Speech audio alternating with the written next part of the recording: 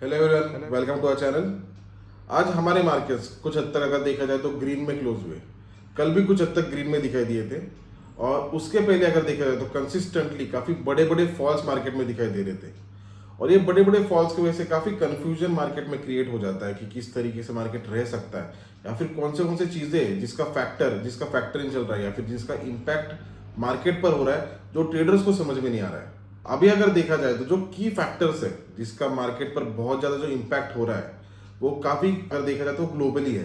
मतलब काफ़ी कुछ जो ग्लोबल फैक्टर्स है उसके वजह से मार्केट पर इम्पैक्ट हो रहा है, और उसी की वजह से मार्केट में एक बड़ी और नीचे और अपवर्ड साइड पर, दोनों साइड पर मूवमेंट हमें दिखाई दे रही है। और दूसरा एक जो रीज़न है वो है एफआई की सेलिंग। अब ये दोनों टॉपिक्स को हम इसमें एक वीडियो में कवर करेंगे और सिंप्लीफाइड वे में आपको बताने की कोशिश करूंगा, जिससे आप समझ पाओगे कि क्या क्या चीज़ें हैं मार्केट में जिसका इम्पैक्ट हो रहा है और उससे कैसे टैकल किया जाए। अभी बेसिकली अगर देखा जाए तो जो ग्लोबली जो इम्पोर्टेंट फैक्टर है वो है यूएस इन्फ्लेशन का, या फिर यूएस का जो इंटरेस्ट रेट्स का जो कट है उसके ऊपर काफ़ी ध्यान है। अभी 2 दिन पहले अगर देखा जाए तो मार्केट में बहुत बड़ा फॉल हमें दिखाई दिया, जो कि यूएस में भी उसके पहले 1 दिन पहले बहुत बड़ा फॉल हुआ था। उसका बेसिकली रीज़न ये था कि जॉब्स का जो डेटा निकल के आया था वो काफ़ी अच्छा निकल के आया था यूएस मार्केट्स में, और वो फिर इकोनॉमी के लिए अच्छा साबित होता है। और इकोनॉमी के लिए जो भी चीज़ें अच्छी होगी, अभी जो भी अच्छी चीज़ें निकल के आएगी यूएस इकोनॉमी के लिए, तो वो स्टॉक मार्केट के लिए या फिर यूएस स्टॉक मार्केट के लिए काफ़ी बुरी साबित होगी। क्योंकि अगर यूएस इकोनॉमी ग्रो होगी तो फिर ये माना जाएगा कि जो इंटरेस्ट रेट को जो कट करने वाले थे वो अभी होगा नहीं, क्योंकि अगर इकोनॉमी पहले से अच्छी चल रही है तो इंटरेस्ट रेट्स को कट करने के पीछे कुछ भी रीजन आपको नहीं दिखाई देगा, और उसी की वजह से फेड इंटरेस्ट रेट को कट नहीं करेगी। उसकी वजह से काफी बड़ा फॉल है मार्केट में दिखाई दिया। अभी कल अगर देखा जाए तो यूएस मार्केट्स काफी पॉजिटिव दिखाई दे रहे थे। उसके पीछे रीजन ये था कि उनका जो पीपीआई का जो डेटा था वो निकल के आया था। मतलब जिस तरीके से हमारे पास डब्ल्यूपीआई होता है और सीपीआई होता है, उसी तरीके से उनके पास सीपीआई और पीपीआई होता है। तो उसका डेटा काफी अच्छा निकल के आया। मतलब इन्फ्लेशन जो थे वो डाउनवर्ड साइड पर थे, और इन्फ्लेशन कम होने के कारण उसको मार्केट ने पॉजिटिवली लिया, और उसके से मार्केट कुछ हद तक ऊपर थे। अभी 2 चीजें इसमें समझनी है। अगर यूएस इकोनॉमी के बारे में कुछ अगर अच्छा निकल के आएगा तो फिर वो यूएस स्टॉक मार्केट के लिए बुरा माना जाएगा, और अगर इन्फ्लेशन बढ़ेगा, मतलब अगर इन्फ्लेशन बढ़ेगा तो फिर वो स्टॉक मार्केट के लिए बुरा माना जाएगा, और इन्फ्लेशन अगर कम होगा तो स्टॉक मार्केट के लिए अच्छा माना जाएगा। फिर भी अगर देखा जाए तो कल सीपीआई का डेटा निकल के आने वाला है, और सीपीआई का जो इन्फ्लेशन होता है वो बहुत ज़्यादा इंपॉर्टेंट होता है पीपीआई से, तो उसका भी वापस बहुत बड़ा इम्पैक्ट हमें यूएस मार्केट्स पर दिखाई देगा, और उसको ही फॉलो करते करते हमें इंडियन मार्केट्स पर भी दिखाई देगा। और अभी दूसरा जो टॉपिक है वो ये है कि एफआईएस कंटिन्यूसली सेलिंग में क्यों है। अक्टूबर मंथ में अभी अगर देखा जाए तो एफआईएस सेलिंग में थे, नवंबर में काफ़ी ह्यूज सेलिंग में थे, दिसंबर में थे, और जैन मंथ में जब ये एक्सपेक्टेड था कि नेक्स्ट ईयर से, मतलब ये नए ईयर से शायद एफआईएस वापस बाइंग में आएंगे, तो इस मंथ में भी एफआईएस सेलिंग में ही हमें दिखाई दे रहे हैं। तो इसके पीछे रीजन क्या है? तो इसके पीछे काफी लोग क्या कह रहे हैं कि अभी जो यूएस का जो डॉलर इंडेक्स है वो बढ़ चुका है। मतलब यूएस का जो डॉलर है वो रुपीस के कंपैरिजन में काफी बढ़ रहा है, लेकिन ये एक रीजन नहीं है। एक्चुअली अगर यूएस डॉलर इंडेक्स अगर देखा जाए तो वो ग्लोबली बढ़ रहा है। मतलब जो यूएस डॉलर का इंडेक्स, जो उसको जिस तरीके से कैलकुलेट किया जाता है, कम से कम 5 करेंसी के साथ में उसको कैलकुलेट किया जाता है। एक यूके की करेंसी होती है, एक चाइना का येन होता है, तो ऐसे 5 करेंसी के साथ में उसको कंपेयर किया जाता है, और उसके हिसाब से यूएस डॉलर इंडेक्स में मूवमेंट होती है। वो अभी अगर देखा जाए तो ग्लोबली यूएस डॉलर काफ़ी स्ट्रांग हुआ है। वो सिर्फ इस बात नहीं है कि सिर्फ इंडिया में ही स्ट्रांग हुआ है। और इसके पीछे रीज़न क्या है? तो इसके पीछे रीज़न ये है कि अभी अगर यूएस ट्रेजरी बॉन्ड यील्ड अगर देखी जाए तो वो 4.8% पर निकल चुकी है, जो कि काफ़ी ह्यूज है।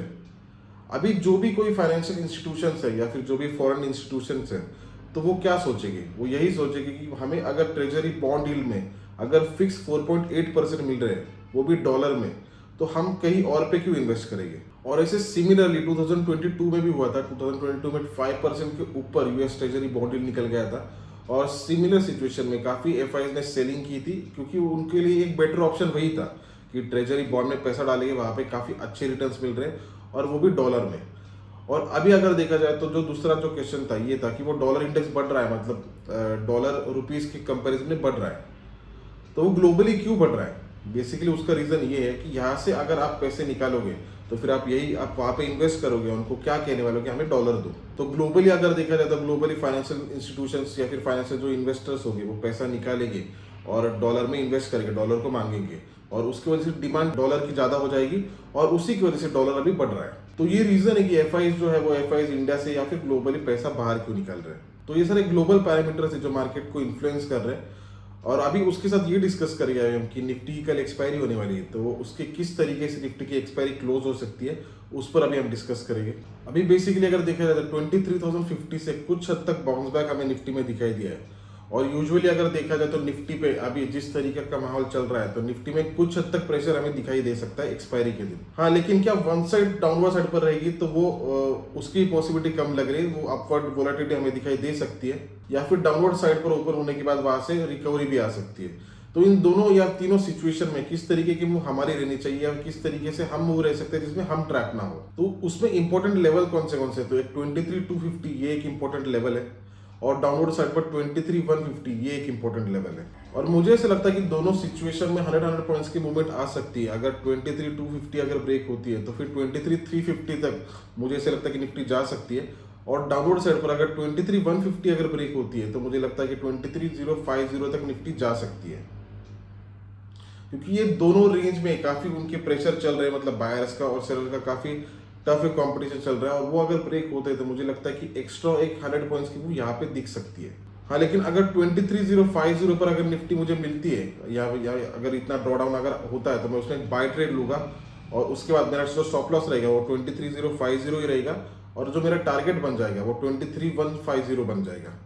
और उसी तरीके से अगर अपवर्ड साइड पर बहुत ज्यादा अगर मूवमेंट होती है और 23,350 पर अगर मिलती है तो वहां पे मैं एक शॉर्ट ट्रेड लूंगा और मेरा जो टारगेट रहेगा वो 250 रहेगा, 23,250 रहेगा। 100 पॉइंट्स की मूव की मैं एक्सट्रीम मतलब अगर सपोर्ट पर भी आता है तो 100 पॉइंट्स में एक्सपेक्ट करूंगा और अगर रेजिस्टेंस में भी अगर निफ्टी आता है तो मैं 100 पॉइंट्स उसमें एक्सपेक्ट करूंगा। और ब्रेकडाउन और या फिर ब्रेकआउट में मैं क्या करूंगा, तो अगर 23,150 अगर ब्रेक होता है तो 23,050 तक मैं उसको होल्ड करूंगा जो कि 100 पॉइंट्स की मूव रहेगी। और अगर 250 अगर ब्रेक होता है तो फिर मैं 350 तक उसको होल्ड करूंगा। ऐसे सिंपल तरीके से मैं निफ्टी को एक्सपायरी के दिन ट्रेड करूंगा, जो कि मुझे लगता है कि वो सही वे रहेगा। क्योंकि अभी अगर बहुत ज्यादा कंफ्यूजन में आप निकल जाओगे तो मार्केट आपको ट्रैप कर देगा और शायद उसमें बड़े बड़े लॉसेस भी हो सकते हैं। और जितने कम से कम ट्रेड्स होंगे उतना ही आपके लिए भी बेहतर होगा, क्योंकि मार्केट काफी वोलेटाइल है और वो आप उसमें ट्रैप हो सकते हो आप, और एक गलती को फिर सुधारने के लिए और ज्यादा उसमें गलतियां हो सकती है। सो ये मेरी मूव रहेगी एक्सपायरी के लिए। आई होप ये वीडियो आपके लिए बेनिफिशियल रहे। Thank you.